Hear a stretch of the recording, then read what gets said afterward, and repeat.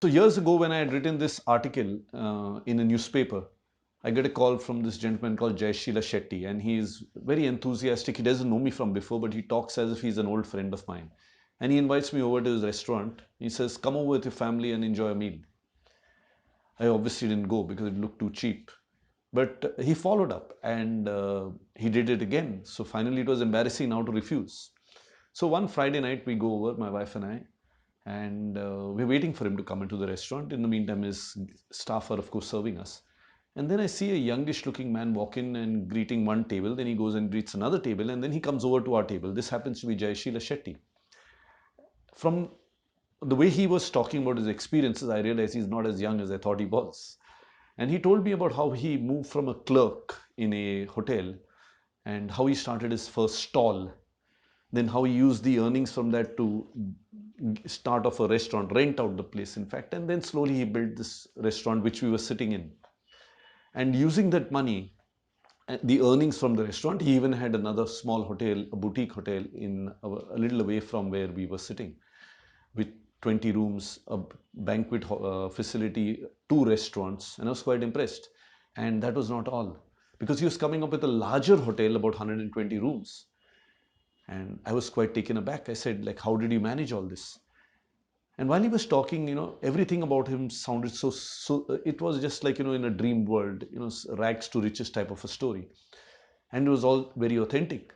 All very authentic until he told me that he knew every guest that walks into his restaurant and he knows their background. And I said it can't be true because I have a difficulty remembering people's names, literally within minutes of meeting them. Around 10:30, 10:45, we had done with our meal and he said, "Let me show you around my restaurant." It's a 200 cover restaurant with tight seating. I didn't expect it to take more than 10 minutes, 15 minutes. But believe it or not, it took us about 45 minutes. Why? Because every table that was left seating, because it is 10:45 by now, 11 o'clock people are left, he would go up to that table and he would chat with them like he's talking to friends. He knew all of them. And he went on to introduce me and my wife to them. So this was getting a bit tiring for me. So I stopped going with him to the tables. But he knew everybody. He knew their names. He knew their family. He'd inquire about their parents' health. He'd inquire about the kids. It was amazing. And we started training for him. My company, Hospitality Training Institute, started training for him. And one day while I was discussing the training plan, it was early evening, before dinner service actually hits. And a couple came in with two kids. They walk up to him, he introduces me to them and chats for some time. Then they go off to sit down. The waiter dutifully goes there to take the order. And Jai Sheila looks at him and says, "What are you asking them? Ask me." And the captain from that table just turned towards him and he started dictating the order for the beverage for all four of them. They had different preferences and he knew it. Then he placed the order for the starters, he placed the order for the main course, and he said, "Give them a complimentary starter from my side." Now the gentleman, I could see how he was sitting. He was actually sitting there like, he owns the restaurant. Now that's brilliant service. This is customization to the best.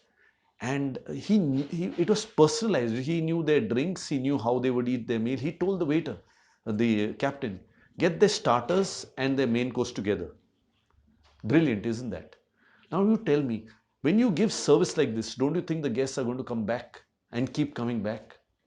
And Jayashila even mentioned to me, he said that sometimes I bump into patrons of mine coming out of another restaurant.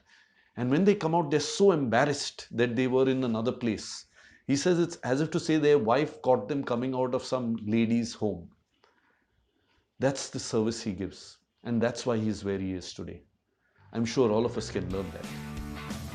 Respect, serve, and connect with all customers. God bless. Keep rocking.